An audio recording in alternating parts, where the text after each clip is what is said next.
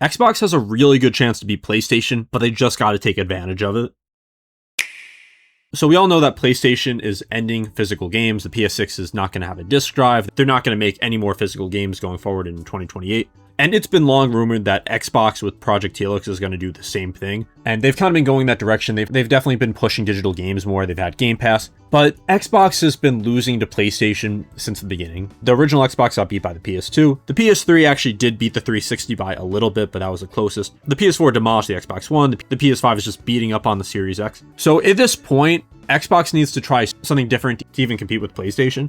And Sony just gave them an opening to do that. So one of the reasons that people just don't really care about Xbox anymore is that there's not really a reason to have an Xbox anymore. Like if you want a console, you're going to get a PS5 because at least you get some more exclusives, and like everything else is pretty much the same. More people are also on PlayStation. Like Xbox does not have any exclusives. Beyond just having all the games on PC, pretty much all of the games that used to be exclusives like Halo are coming to PlayStation. And it's not like it's cheap. Like the Xbox Series X has went up in price to I think like $650. So most people don't really see a reason to get an Xbox anymore. Just want to say, if you're a big fan of physical games, if you like this commentary style of video, be sure to subscribe because I make videos like this multiple times a week. However, I guarantee that Microsoft has seen all the flack that Sony has gotten. They've seen how much hate Sony's been getting, how every single one of their posts now is just getting bombarded with people that angry that they're getting rid of physical games. So this is a chance for Microsoft to come out and say, our next console is going to have a disc drive, we're going to continue making physical games. And instantly they win over millions of people. Like, yes, most people buy digital games, but one, there's still a lot of people that will only buy physical games or mostly physical games. And two, a lot of people who buy digital games might still want the option.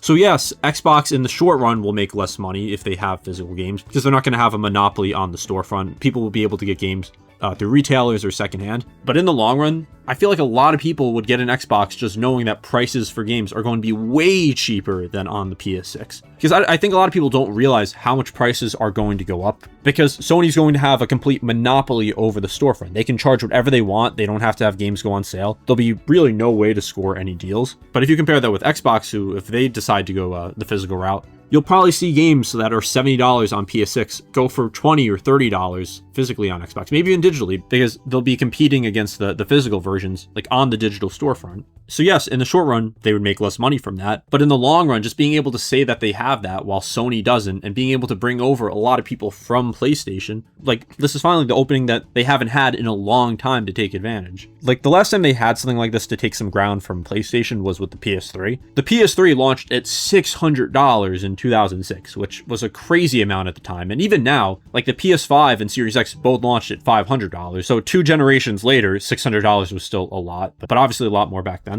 And with people not wanting to spend that money on a PS3, a lot of people moved over to Xbox 360. And though the PS3 beat the 360 at the end, for a long time the 360 was in the lead, and at the end they were pretty much neck and neck. So it's not like PlayStation is invincible, it's not like they can't be beat, because Nintendo has beat them 2 times out of the last 3 generations. Like the Switch won this generation, the Wii won the 7th gen, but Xbox is yet to win. So at this point, like what do they have to lose? Are they just going to be the third option behind Sony and Nintendo? Like no real reason to get it over a PC? Or are they going to see that there's a lot of people who would switch to Xbox just to have the option for physical games? And they can still make a digital only console, like they have the Xbox Series S, they have a digital version of the Xbox Series X, but just having a version that has the option for physical games will get them a lot of goodwill and a lot of attention they wouldn't have gotten otherwise. Because I have not cared about Xbox for a very long time now. I just have not seen any reason to play on Xbox over PlayStation. But now with the PS6 abandoning physical games, I don't care to get a PS6. And I say that as someone who's bought a ridiculous amount of PlayStation games, someone who's been a PS Plus subscriber for over a decade, and they're losing my business with this. Now, if Xbox just goes the digital route, then I don't care what they do. But depending on the price, I would probably get the Xbox Helix or whatever it's called, just so I can continue buying physical games. Because if physical games are just not an option for most AAA games, I'm just gonna switch to PC at that point. Like, yeah, it's still digital,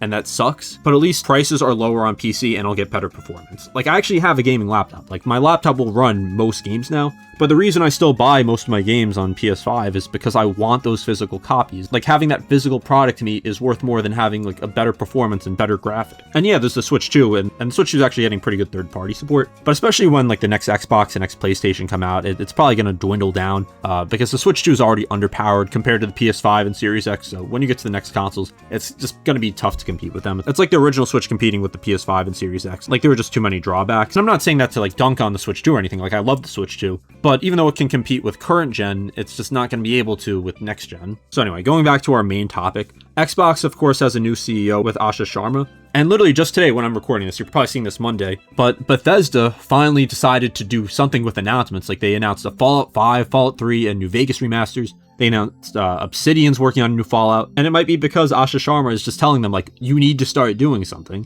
Like, if they're actually giving her room to try and fix Xbox as a brand, and if she's actually, like, taking notice to what's going on in the industry, it's very easy to see that Xbox can't just compete straight up with PlayStation. It doesn't work like that. They need to do something different to compete with PlayStation. And the different thing, like I've said 5 times in this video, just make physical games. Do that and you win over millions of fans. You get a lot of that goodwill. You'll have people speaking up for Xbox, and then other people might see that and be like, okay, you know what? Maybe I'll go to Xbox too. Like, I don't know. I feel like even though it's technically a risk because they're giving up higher margins, that what do they have to lose at this point? Like, it's not like if the Xbox doesn't sell well that Microsoft is going to go bankrupt. It's a massive company, one of the biggest companies in the world. Like, they have room to experiment with the Xbox. And I'm not saying that they should make this and expect it to flop, and obviously they would lose a lot of money, which they don't want. But the way I see it, they can either just be the third option, they could be well behind their competitors, and probably get even less support. With the next Xbox probably costing over $1,000, it's probably going to be a flop if it's digital only. Because at that point, like, why not buy a PC? What are you doing to convince people to buy an Xbox instead of a PC, or I guess even a PS6, if it's going to be that expensive? And you know what? They can do other things. They could literally make a detachable disk drive and just say, yeah, we're going to keep making games physically. And they don't even have to release a version with the disk drive built in, and it would still be an improvement. Now, I've seen rumors about it that they're going to have a disk drive. I don't know if these are necessarily true. Like, I think they're pretty unfounded rumors, unless someone lets me know in the comments that I'm wrong. I've also seen rumors that they're going to have some sort of like physical to digital option. I guess that's better than nothing, but that still wouldn't convince me to get an Xbox because I don't really have many physical Xbox games to begin with. Like, the last time I bought physical Xbox games was the Xbox One, and it's still like digital. Like, you're still not getting new physical games to play unless they did something like that where they released physical Xbox games and then just had you convert them, but I don't really see why they would do that. And again, that's like a better alternative. Like with PlayStation, let's say there's just nothing with disc with the PS6. I don't know how many games on the PS5 and PS4 physically, so I just wouldn't be able to play them on the PS6. Like, I assume the PS6 is going to be backwards compatible with both those systems.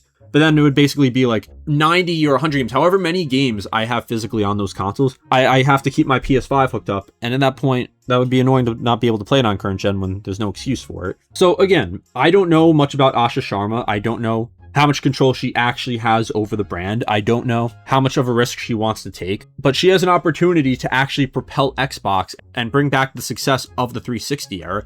And think about how long ago that was now.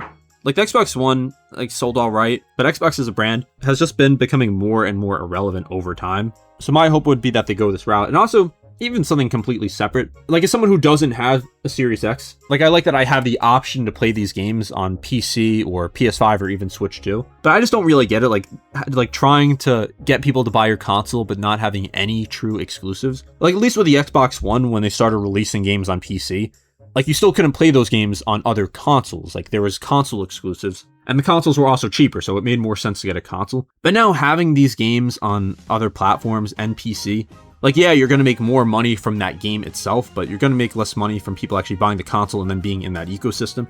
I don't know. I'm sure they know more than me. It doesn't mean that the company always makes smart decisions, but I'm sure they have their reasons behind it. I'm just curious when we're going to get an announcement on this. Like, I think if it's going to be digital only, they might as well just get it over with. Like, just announce it, like, soon, so they're lumped in with PlayStation, so they're not targeted. Like, if they announce it, like, a year from now, people are just going to be focusing more on them. But then if they want to go physical only, they could also do that closer to launch, so it'll be fresh in people's mind. Like, it would be like a big one-up to them. Kind of like what Sony did to them with the PS4 and Xbox One. Like, where with the PS4, they said it was $400, the Xbox One was $500. Where they said that you can just simply share games with friends, when with the Xbox One, originally you couldn't do that, at least when they first announced the console. Like, Sony won that generation before the consoles even came out, and literally with pretty much 2 sentences, saying $400, and saying, here's this game, you can play it. Like, Sony won the generation there, and now Xbox can one-up them. I'm also curious to see, like, the prices and what's going to be going on, because we have different versions of the Xbox already. So are they going to continue that? Is the PS6 going to continue that? Is it going to have a handheld? If so, is it going to be able to play all the same games as the base PS6 console? I think it's a very interesting time to be looking at consoles, but I think this is also the worst time to be a console gamer, just with everything going on with prices skyrocketing.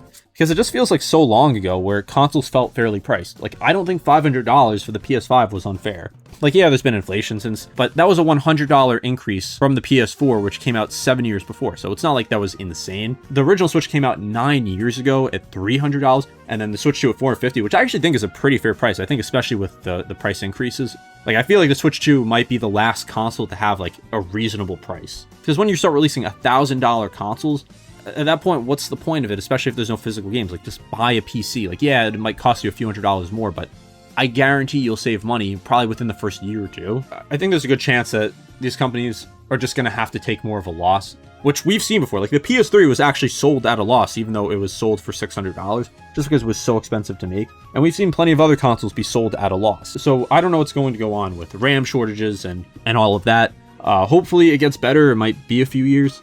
It's going to be a very rough time to launch a console in. And to Nintendo's credit, they did it pretty successfully, like being able to have a decently priced console released nowadays.